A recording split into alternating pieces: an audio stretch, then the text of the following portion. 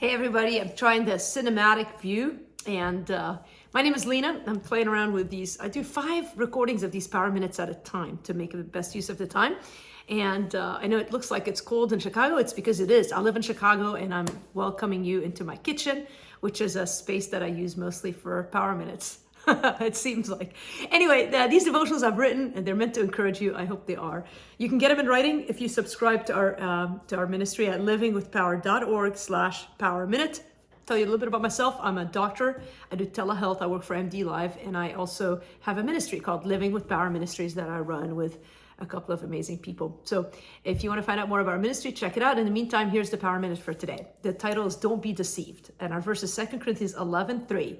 But I'm afraid that as the serpent deceived Eve by his cunning, your thoughts will be led astray from a sincere and pure devotion to Christ.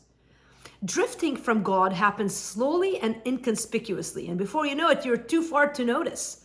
We can learn much from the example of Eve, the first human being to be tricked by Satan and to drift from God's love. It wasn't so much that Eve was so gullible or so bent on her own ways.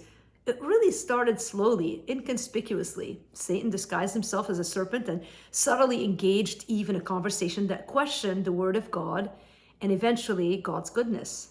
Paul writes that it was Satan's cunning that got Eve. He was sly and tricky.